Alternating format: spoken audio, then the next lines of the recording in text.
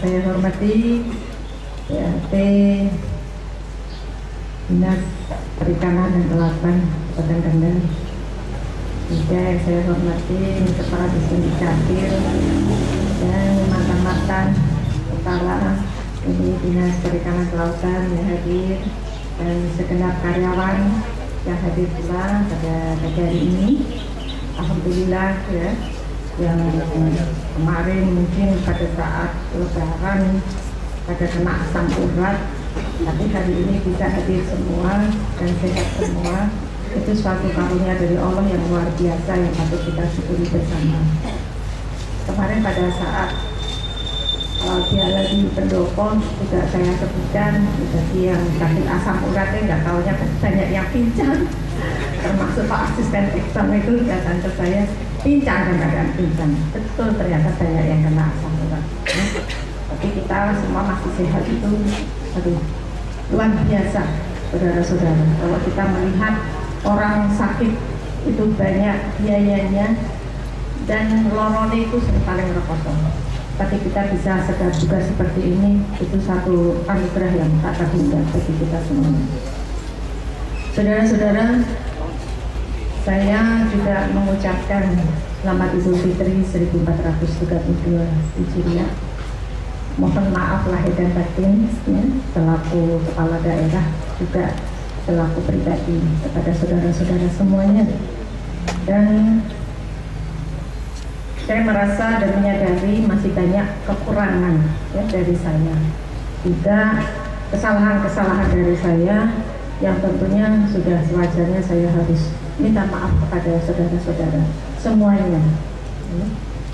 Kalau tadi oleh PLT dikatakan selama 1 tahun kepemimpinan saya ini, kemarin tanggal 23 Agustus memang benar ya, keberhasilan selama saya mimpin masih sedikit, kekurangannya masih luar biasa banyaknya. Keberhasilan itu antara lain saudara-saudara, berhasil dioperasionalkannya terminal kayu terpadu yang mangkrak 2 tahun, kemudian juga pelabuhan yang mangkrak 3,5 tahun. Ini berhasil mendapatkan bantuan melalui Askar Semarang dari APBN untuk membangun 2 dermaga lagi. Bahkan sebentar lagi hari ini sedang dirapatkan dengan provinsi juga untuk segera pembangunan di sana, dermaga lagi dan galangan kapal di sana. Inilah keberhasilan-keberhasilan yang kami selama ini jarang berada di tempat, karena harus wirawiri ke provinsi, wirawiri ke pusat dalam rangka untuk mencari peluang-peluang bisnis, ya, peluang-peluang anggaran, juga peluang-peluang investor yang mau masuk ke Kabupaten Kendal. Dan tidak dinyana-nyana saudara-saudara, ternyata sekarang ini investor ngantri untuk masuk di Kabupaten Kendal.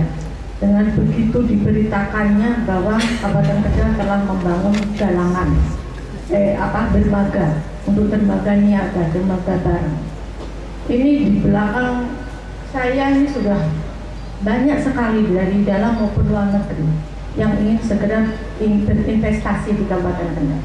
Nah, ini dibutuhkan dari Badan Penanaman Modal dan Perizinan Terpadu, bagaimana harus mengoptimalkan kinerjanya tanpa harus meminta sumbangan apapun dari semua investor baik dalam maupun luar negeri. Yang penting adalah bagaimana supaya investasi ini bisa segera jalan di Kabupaten Kendal yang akan menyerap tenaga kerja. Itu dulu nomor 1 yang diutamakan. Tentang rezeki itu nanti akan mengalir, akan datang dengan sendirinya. Tentunya retribusi pajak dari perusahaan-perusahaan itu juga nanti akan datang dengan sendirinya ke pemerintah daerah Kabupaten Kendal.